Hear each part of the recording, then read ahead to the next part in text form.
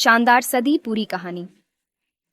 सुल्तान सुलेमान का उदय 16वीं शताब्दी में ऑटोमन साम्राज्य अपनी ताकत के शिखर पर था।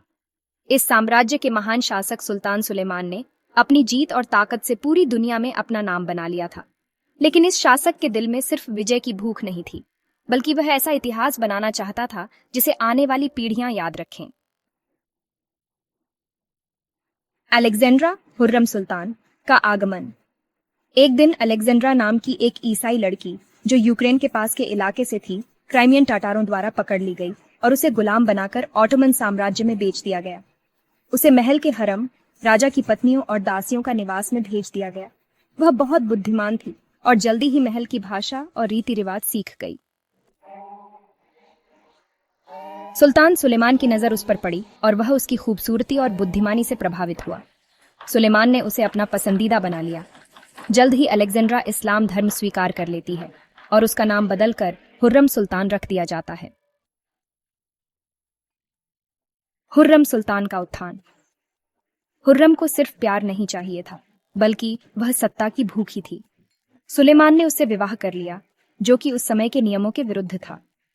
यह शादी महल के लिए एक बहुत बड़ा झटका थी। महिदेवरण सुल्तान, सुलेमान की पहली पत्नी और उसके सबसे बड़े बेटे मुस्तफा की मां को यह बिल्कुल पसंद नहीं आया।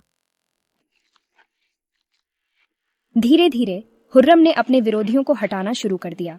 उसने सुल्तान के सबसे करीबी दोस्त इब्राहिम पाशा को भी अपनी चालों से मौत के घाट उतार दिया। लेकिन उसकी सबसे बड़ी परेशानी थी प्रिंस मुस्तफा, जिसे लोग अगला सुल्तान बनाना चाहते थे। हुर्रम को डर था कि अगर मुस्तफा सुल्तान बन गया तो उसके बच्चे खतरे में पड़ जाएंगे। इसलिए उसने रुस्तम पाशा, जो उसकी बेटी का पति था, की मदद से साजिश रची और सुलेमान को यकीन दिलाया कि मुस्तफा उसके खिलाफ बगावत कर रहा है। दुखद रूप से सुलेमान ने अपने ही बेटे मुस्तफा को मौत की सजा सुना दी।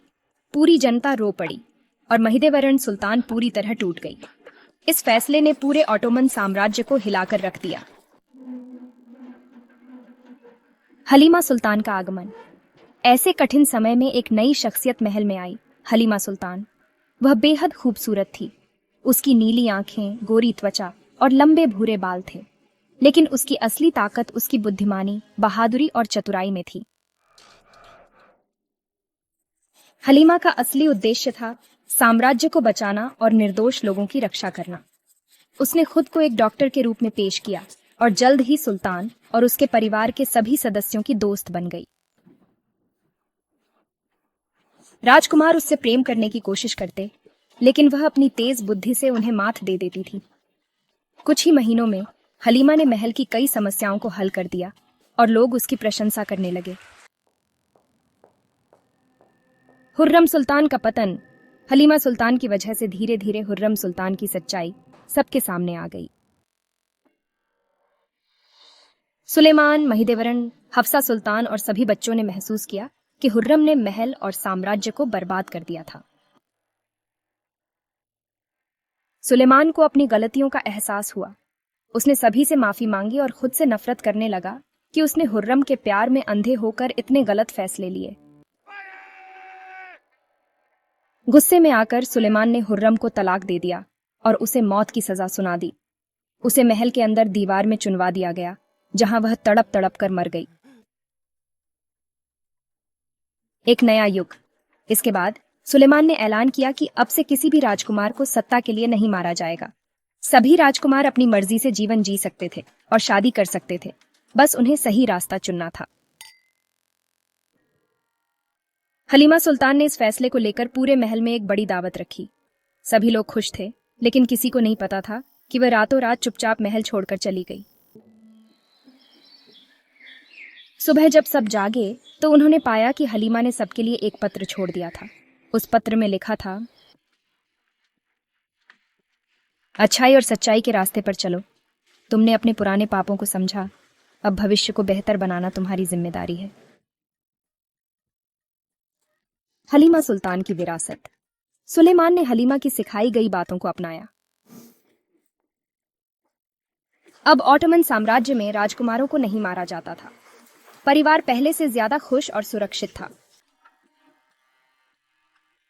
हलीमा सुल्तान का नाम इतिहास में अमर हो गया। वह कहीं चली गई, लेकिन उसकी सीख और अच्छाई लोगों के दिलों में हमेशा जिंदा रही।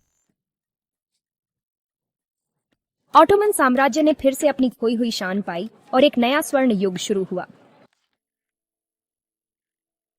इस कहानी से हमें क्या सीखने को मिलता है? सच्ची ताकत केवल तलवार से नहीं, बल्कि बुद्धिमानी और अच्छाई से आती है। धोखा और लालच का अंत हमेशा बुरा होता है। सच्चाई और न्याय को कभी भी हार नहीं माननी चाहिए। हलीमा सुल्तान ने इतिहास बदल दिया, लेकिन उसके लिए उसे किसी ताज की जरूरत नहीं थी।